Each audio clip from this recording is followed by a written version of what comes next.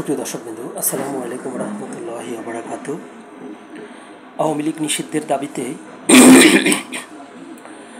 শাহবাগে আন্দোলন করছে। বৈষম্য বিরোধী ছাত্র আন্দোলন থেকে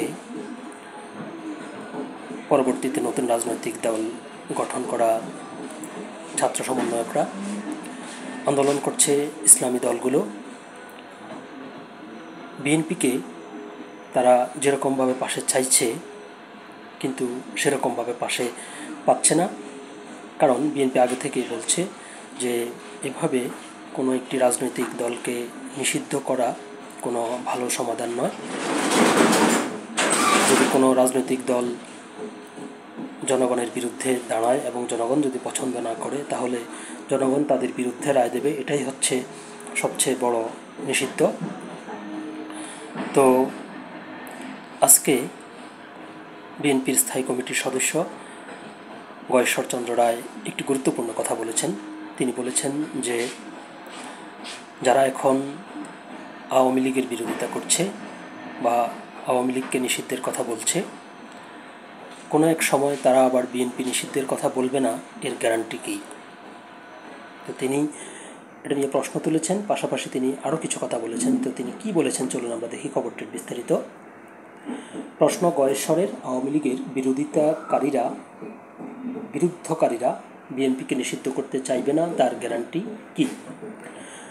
আজকে আওয়ামী লীগকে যারা নিষিদ্ধ করতে চাচ্ছেন, কয়েকদিন পর তারাই যে বিএনপিকে নিষিদ্ধ করতে চাইবে না, তার গ্যারান্টি কি? এমন প্রশ্ন রেখেছেন বিএনপির স্থায়ী কমিটির সদস্য গয়েশ্বরচন্দ্র রায়।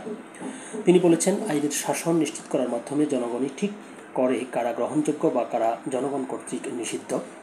আজ শনিবার দুপুরে জাতীয় প্রেস ক্লাবে 12 দলীয় জোট আয়োজিত বিএনপির ভারপ্রাপ্ত চেয়ারম্যান তারেক রহমানের স্বদেশ প্রত্যাবর্তনের প্রতিবন্ধকতা দূরীকরণ ও সর্বোচ্চ নিরাপত্তা নিশ্চিত করার দাবিতে এক সমাবেশে প্রধান অতিথির বক্তব্যে তিনি এসব কথা বলেন। রাজনৈতিক দল নিষিদ্ধের বিষয়ে গয়েশ্বরচন্দ্র রায় বলেন, রাজনৈতিক দল নিষিদ্ধ সব সমস্যার সমাধান নয়। সমস্যা মন মানসিকতার। পাকিস্তান সৃষ্টির মূল কারিগর ছিল মুসলিম লীগ। আজকে তাদের অস্তিত্ব খুঁজে পাওয়া যায় না। জাসদও বড় দল ছিল, আজ কয়েক ভাগে বিভক্ত। ভাষা নেই। কাজী জাফরের নেতৃত্বাধীন ইউপিপিও বিলীন হয়ে গেছে।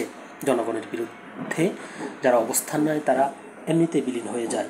তিনি বলেন, আওয়ামী লীগ যদি দেশ ও গণতন্ত্রের জন্য প্রয়োজন হয়, মানুষ যদি মনে করে আওয়ামী লীগ দেশের জন্য গণতন্ত্রের প্রয়োজন, তাহলে জনগণই তাদের নিষিদ্ধ করে দেবে। জামায়াত ইসলামী প্রসঙ্গ টেনে বিএনপির নেতা বলেন, এখনও জামায়াত তার নিবন্ধন ফিরে পায়নি, তারপরও তাদের গুরুত্ব দিচ্ছে সরকার। এই জামায়াত কিভাবে নিষিদ্ধ হয়েছিল? আওয়ামী লীগ নিষিদ্ধ করতে হবে তা দাবি করতে হবে কেন? তিনি বলেন, আজকে এই অন্তর্বর্তীকালীন সরকারের কলকাঠি কারা নাড়াচ্ছেন? যারা এদেশে 1/11 এনেছিল তারাই অদৃশ্যভাবে এই সরকার চালাচ্ছে। সাবেক রাষ্ট্রপতি আব্দুল হামিদের দেশ ত্যাগ প্রসঙ্গে গয়েশ্বর বলেন, হামিদ চলে গেলেন, রাষ্ট্রের দুবার প্রেসিডেন্ট, কোনো সংস্থা জানে না তিনি যাচ্ছেন। যখন ইমিগ্রেশন ক্রস করলেন, সরকার তা জানে না, এটা বিশ্বাসযোগ্য নয়। সরকারের সম্মতি ছাড়া তিনি বাইরে যেতে পারেন না। আসলে সরকার কয়টা? আসি ইউনূস সরকার, ছাত্রদের সরকার। তিনি আরও বলেন, আজকে আরাকান নিয়ে জনগণ ফুঁসিয়ে উঠায় চুপ হয়ে আছে। সরকার কিন্তু এখনও একবারও বলেনি আমরা এগুলো করছি। তারেক রহমানের দেশে প্রত্যাবর্তনের বিষয়ে বিএনপির নেতা বলেন, তারেক রহমানের দেশে ফিরতে বাধা নেই, এটি আমরা সরকারের কাছ থেকে শুনতে চাই। আপনারা তো বিদেশ থেকে এনে কাউকে রাষ্ট্রীয় দায়িত্ব দিয়েছেন। তারেক রহমানের দেশে ফেরা নিরাপত্তা মূল কারণ নয়, মূল কারণ আমাদের জ্ঞাত হতে হবে।